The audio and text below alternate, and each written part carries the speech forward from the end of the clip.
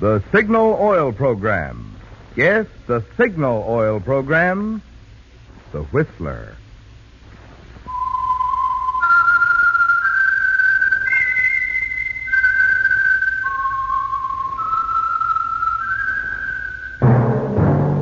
That whistle is your signal for the Signal Oil Program, The Whistler.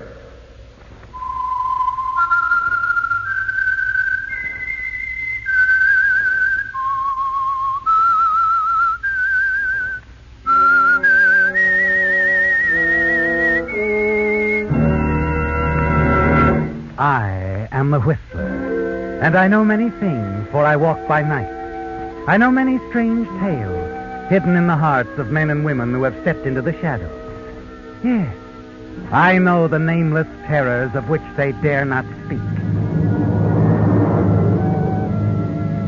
Yes, friends, it's time for the Signal Oil Program, The Whistler. Rated tops in popularity for a longer period of time than any other West Coast program in radio history. And Signal gasoline is tops, too. Tops in quality. It takes extra quality, you know, to give you extra mileage. And Signal is the famous Go Farther gasoline. So look for the Signal Circle sign in yellow and black that identifies independently operated Signal stations from Canada to Mexico. And now the Whistler's strange story. Letter to Melanie.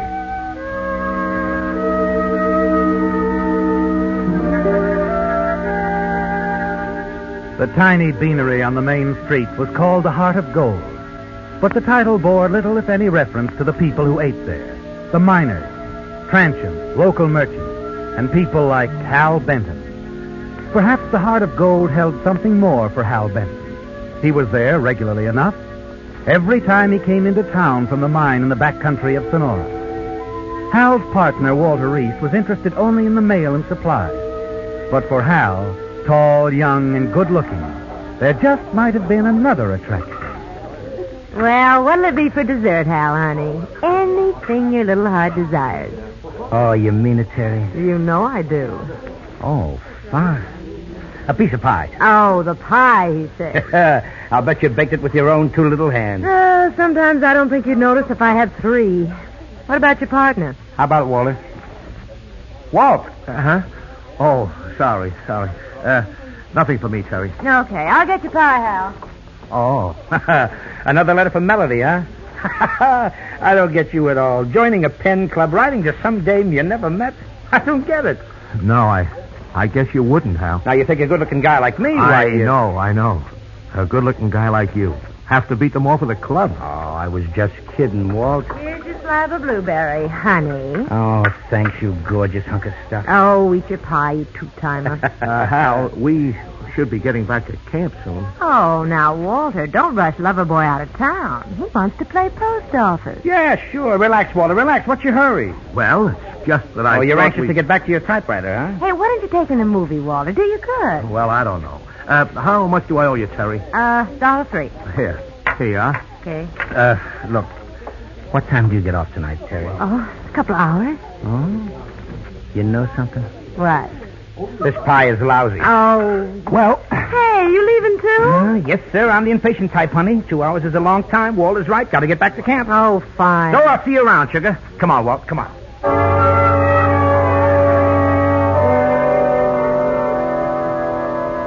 It's back to camp for you, isn't it, Hal? Yes, with all your other interests. The mine you and Walter are working in the back country is the most important thing in your life.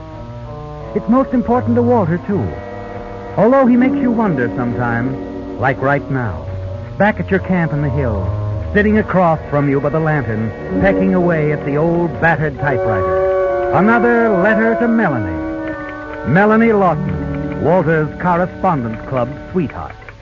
Walt, what's the good of all this letter writing to your bashful widow in Tacoma if you never plan to meet the dame? Well, perhaps I do intend to meet Melanie. Sure. You don't believe me, Hal, do you? Just because it doesn't mean anything to you. You can have any woman you want, anytime, sure. You're handsome Hal. Well, maybe you'll be surprised. Melanie's driving to San Francisco next week. No. Really? That's right. And she intends to stop by Sonora.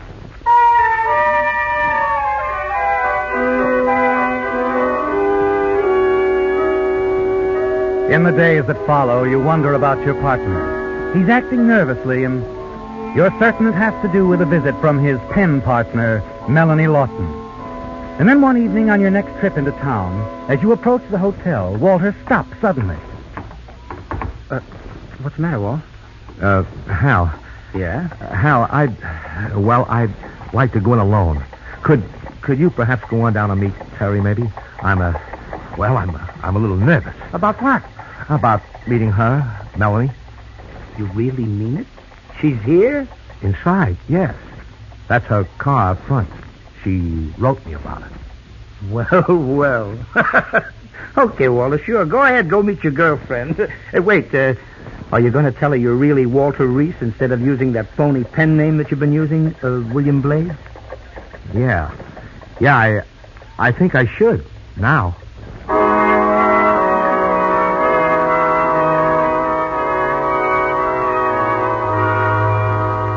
It surprises you, doesn't it, Hal? Even more as you walk past the huge convertible car parked in at the curb. And then a thought hits you very suddenly, doesn't it, Hal? The big car. What it must have cost. The money that Melanie Lawton must have to own it. And then another thought. Something Walter said. Something that suddenly has a new meaning. You can have any woman you want anytime. Sure. You're a handsome Hal. Yeah, you know, maybe you're right, Walt. I wonder just how lonesome your rich girlfriend is. I wonder.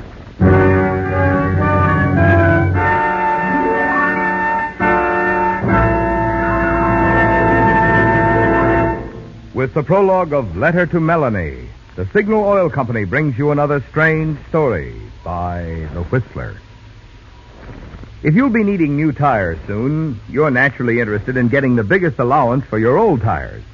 And biggest allowance is just exactly what Signal dealers are offering right now. Yes, that sign outside Signal service stations means what it says. Biggest allowance for your old tires on new top-quality Lee tires. Not cut-rate secondary tires, mind you, but nationally advertised tires by Lee of Conshohocken. For 47 years, the finest of first-line tires.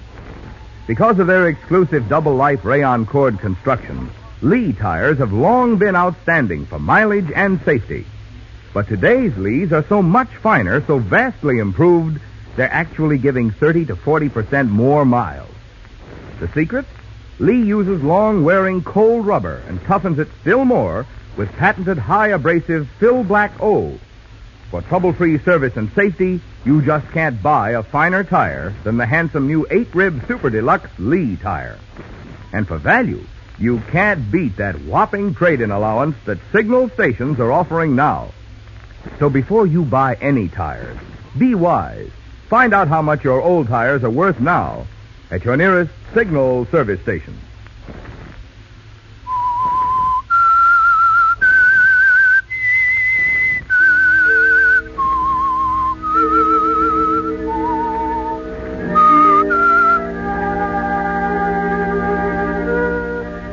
Your curiosity is aroused, isn't it, Hal? As it always is when there's money in sight. Any kind of money. And now you wonder if Walter hasn't found the real answer without knowing. Yes. His letters to a wealthy, lonely woman, Melanie Lawton, who drove all this way to see him. And you decide that the situation is worth looking into. Yes. And a few minutes after that decision, you enter the hotel cocktail bar, approach Walter and the woman who's sitting with him at the bar. Well, hello. What? Oh. Huh? Oh. Walter, you old fox? Well, aren't you going to introduce me? Well, of course. Well, this must be Mr. Benton. Yes, Melanie. Miss Melanie Lawton, this is my partner, Hal Benton. How do you do? Hello. Walter was just telling me about you, Mr. Benton. Well, that's just like him. What'd he say? Oh, that's a secret. I promised him I wouldn't tell you. And you're not a gal to break a secret, huh? Well, here. Look, can I borrow a stool here and buy a drink, huh? What do you think? No. Melanie, Mrs. Lawton's had quite a drive, and she was just going to turn in, and I thought that... It's quite all right, Walter, really. I don't mind. Well... Your things out of the car, Mrs. Lawton? I know, they're... No, bad service in a town like this, Mrs. Lawton. But I'll take care of it. That is, unless you'd rather, Walter. I don't want to interfere, you know. No, of course I'll do it. I'll be right back, Melanie.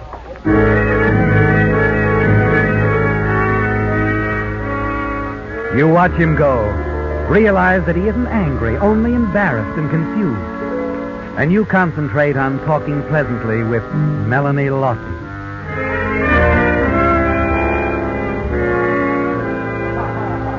It's easy, isn't it, Hal? Easy and pleasant. And in the next few moments, you turn on the charm all the way. You know, Mrs. Lawton, Melanie, I'm going to make a little threat right here and now. Oh? Yep, we're outspoken up here, straight from the shoulder. So I'm telling you, that partner of mine isn't going to have all your time to himself. Oh, well, really, Mr. Benton? Hal. All right. You say you got to turn in, but I'm not going to let you get away with that. No, sir, not when there's a moon out and... Oh, now, don't be silly. Huh? Anyway, here comes Walter. I've got to say goodnight to you both right now. Okay, you can try, but I'm a stubborn man. Very stubborn.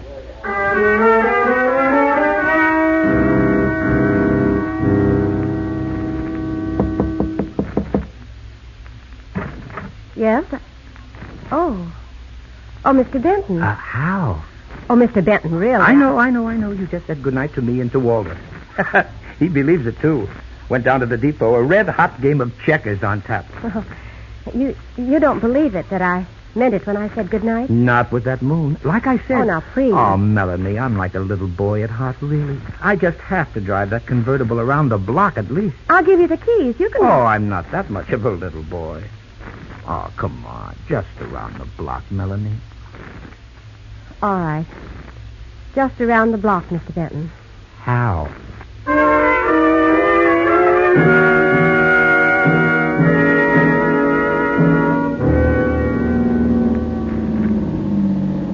Another block? Oh, no, Mr. Benton. I don't think that... How? All right. How? Another block.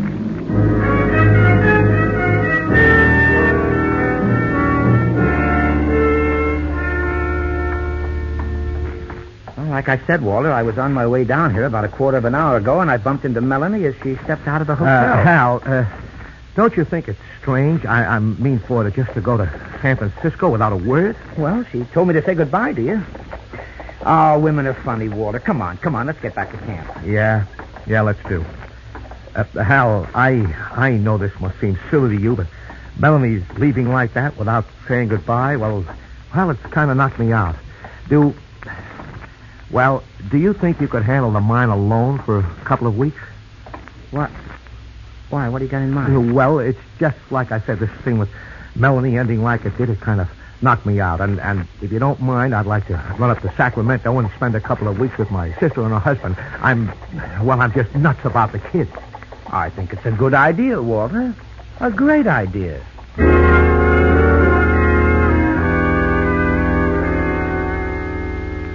You didn't expect a lucky break like this, did you, Hal? The one thing that worried you, how to keep Walter in camp every evening while you gave your attention to the attractive and wealthy Melanie Lawson, has been solved by Walter's decision to visit his sister in Sacramento. The next evening, dining with Melanie, you're very sure of yourself and your charm. Hal, how come Walter didn't come in with you tonight? Well, he's gone. Gone? But I don't understand. Neither do I. He just up and left for Sacramento. Told me to tell you goodbye for him. But he wrote so many nice letters to me. Look, let's forget it, huh? They weren't wasted, the letters. After all, they brought us together. Yes. Yes, Hal, they did do that, but... Oh, I still can't see why Walter left like that. It's all so strange and yet so nice, too. Sure it is, and it'll keep getting nicer if you decide to stick around. Look, you don't really have to go down to San Francisco now, do you? No. No, it isn't important, really. I've been thinking about it, Hal, thinking that, I'd sort of like to stay here in Sonora a while. Oh, it's such a lovely town. And the people are so friendly, So very friendly.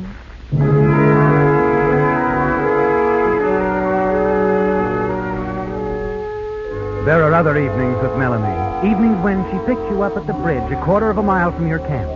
and the two of you go for long drives through the countryside. The mine has become unimportant to you now, hasn't it, Hal? Because you found another way, an easier way to make money. Yes, you've a definite plan in mind, haven't you? And one evening when you're out with Melanie... You're very quiet tonight, Hal. Huh? Oh, sorry. Business on the brain. Oh, the mine? Yeah. And looks like Walter picked another lemon. I had a different spot all staked out. Mexico, but Walter couldn't see it. Even Muller couldn't talk him into it. Muller? Who's he? Oh, C.J. Muller. He's a friend of ours in San Francisco. Pretty shrewd speculator. Oh. Yeah, but Walter wouldn't budge. Says Muller's percentage of the take is too high. Maybe he's right. Who'd be willing to take a chance on a couple of eggs like Walter and me? Oh, I see. Oh, look, it's too nice a night to talk about business. How about driving over to Jimtown? You ever been there? No, is it fun? Well, you'll love it. Turn right at the next intersection.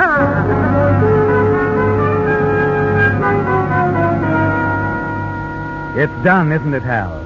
You've made the first move of the campaign. The subtle beginning of your plan to sell Melanie Lawson the idea of investing some capital in a Mexican gold hunt. And in the evenings that follow, you keep the subject alive, casually mentioning it from time to time, dropping a word now and then at just the right moment. Then you purposely avoid the subject for several days. And finally, at the end of the week, it's Melanie who brings it up again. It's just what you've been waiting for. You know, it's a funny thing, Melanie, you mentioning Muller. I got a letter from him this morning. Oh, still interested? He's frothing at the mouth. Wow. Here, read it. My dear Mr. Benton, I could persuade your business partner, Mr. Reese, to accept my terms. I am certain that we... Oh, he is interested, isn't he? Wants to see you. Yeah, I talked to him on the phone this afternoon. I told him it's still no go. Hal, you're sold on this idea, aren't you? Going to Mexico. Oh, completely. And all you need is $10,000. Mm-hmm. 5,000 to start with, at least. What? What are you thinking about, baby? Oh, nothing. Nothing at all, Hal. Come on, help me squander some quarters in that slot machine, huh? What, again? Yes, sir. I have a hunch, Melanie, I'm going to hit the jackpot before long.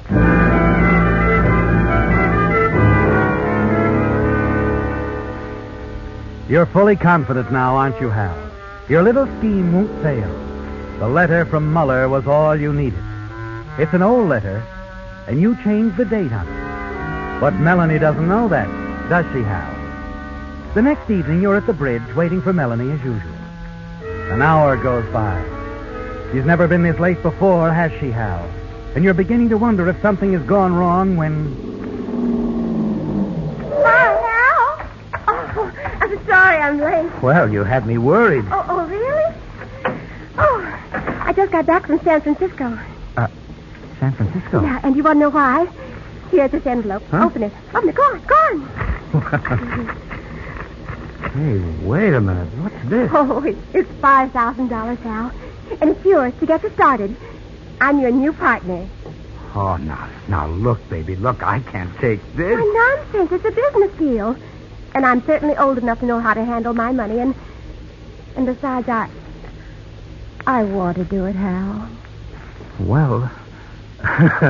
Well, this calls for champagne, baby. A lot of it. And a very big evening.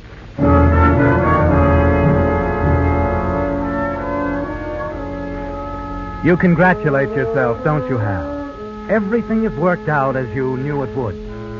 You could slip out of town in the morning, but you decide to wait a week or so for Melanie's other 5,000. The future looks bright, doesn't it? And the next evening, after you close the mine shaft, you drive into town. Suddenly, you almost freeze with shock at the wheel. Your partner, Walter, is standing at the entrance to a drugstore talking excitedly to Melanie. You quickly turn a corner and stop the car where you can watch them unobserved. When Melanie leaves, Walter motions a nearby taxi, tosses in his traveling bag, and starts off in the direction of camp. You have to find out how much Walter and Melanie have told each other. You walk half a block and slip down the alley leading to the back door of Melanie's hotel. No one sees you as you hurry up the back stairs to room 204.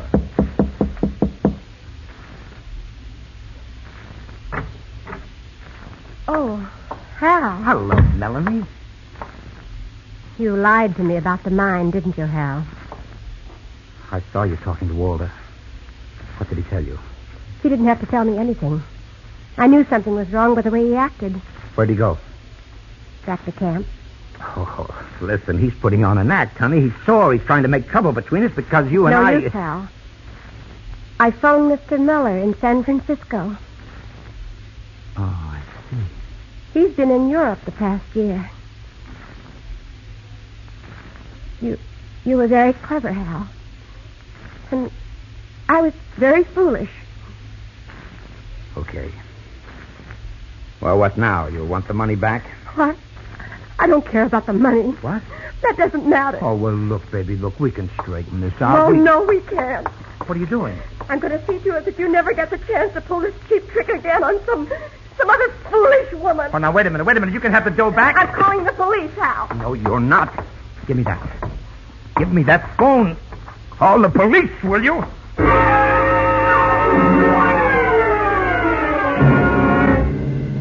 It happens suddenly, doesn't it, Hal? A moment of blind rage. Now, as it leaves you, Melanie slips from your grasp, drops to the floor. It was an accident, wasn't it? You didn't really mean to kill her. Melanie. Melanie.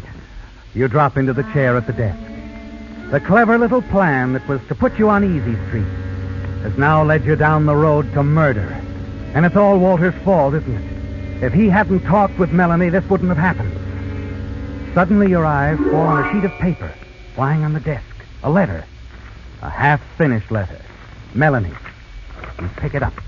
I find it difficult to write this, my dear Catherine. Difficult to admit I've been a fool.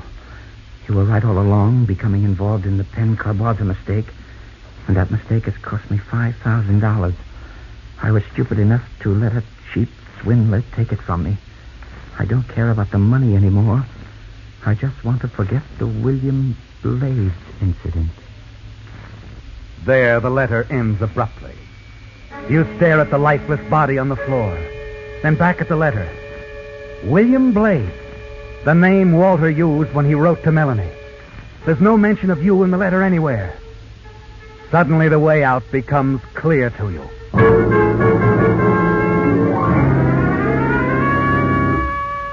Minutes later, you hurry back out to the alley behind the hotel.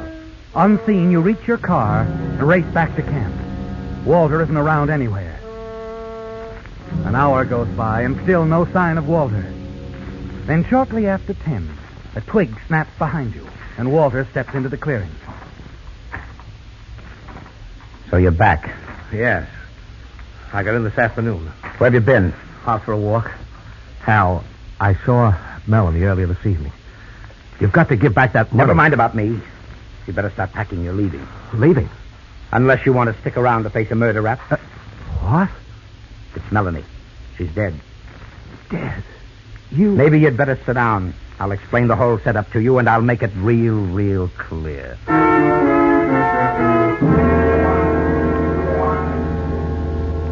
You tell Walter exactly what's happened, don't you, Hal? And you mention the letter Melanie was writing. The letter that will implicate William Blades.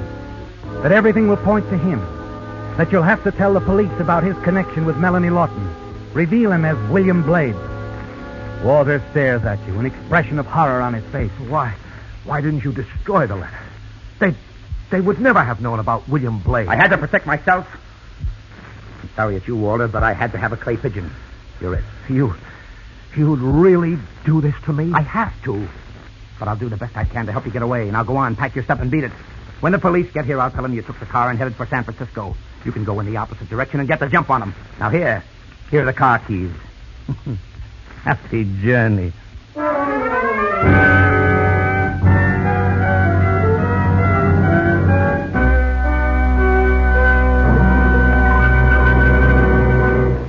The Whistler will return in just a moment with the strange ending to tonight's story. Where shall we eat? Where shall we spend the night? Those are two questions you'll be asking again and again if you do any traveling this summer. Well, to help you find happy answers to these questions, Signal Oil Dealers are offering free a 16-page booklet of selected eating and lodging places.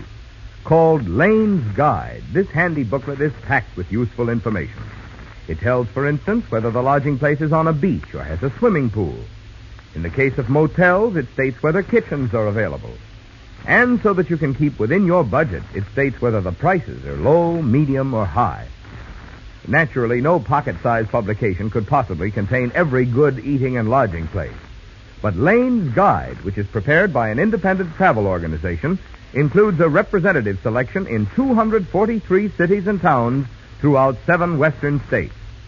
We hope you will enjoy this latest step in Signal Oil Company's continuing efforts to make your motoring miles more pleasant. Remember, a copy of Lane's Guide is yours free while the supply lasts at any Signal service station.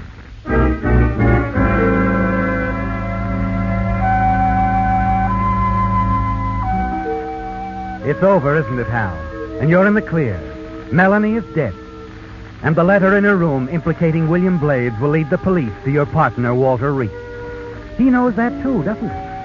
And you're certain the panic that grips him at the moment will force him to run. That's just what you want him to do. It will help to convince the police that he's the man responsible for Melanie's death. And now, as you stand facing him across the campfire... Oh, you thought you'd frame me, Hal. You'd better start rolling, chum. I know. Thanks for the car keys. Thanks. What's the idea? You crazy throwing the keys away? Now you won't be able to get away, Hal. You're confused, Walter. I'm not running. You are. Oh, look, Hal. Down there on the road. A car coming this way. That red light. Must be the police. You must have made more noise in Melanie's room than you thought. Listen, you fool, get out of here. The police can't prove I'm William Blades. I could tell them you're William Blades. I think I will, Hal. You're forgetting one little detail, Walter. You and Melanie exchanged photographs, remember? Yes. We exchanged photographs. And I wouldn't be surprised if she still has yours in that hotel room. That would cinch it. She had the photograph with her, yes. Carried it in her purse. But it's not going to work out the way you figured. Oh, no? No. You see, I never thought I was much to look at. You've always said you could get any girl, any time.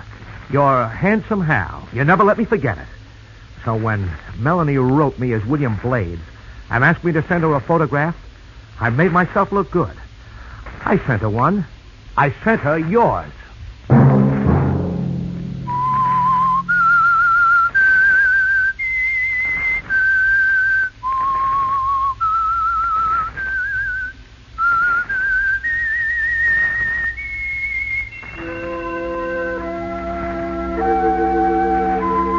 Let that whistle be your signal for the Signal Oil program, The Whistler, each Sunday night at this same time. Brought to you by the Signal Oil Company, marketers of Signal gasoline and motor oil, and fine quality automotive accessories. Signal has asked me to remind you, to get the most driving pleasure, drive at sensible speeds, be courteous, and obey traffic regulations. It may save a life, possibly your own. Featured in tonight's story were Wally Mayer, Eddie Marr, and Sarah Selby. The Whistler was produced and directed by George W. Allen, with story by Joel Malone and Adrian John Doe, music by Wilbur Hatch, and was transmitted to our troops overseas by the Armed Forces Radio Service. The Whistler is entirely fictional, and all characters portrayed on The Whistler are also fictional. Any similarity of names or resemblance to persons living or dead is purely coincidental. Remember at this same time next Sunday, another strange tale by The Whistler. Marvin Miller speaking. This is CBS, the Columbia Broadcasting System.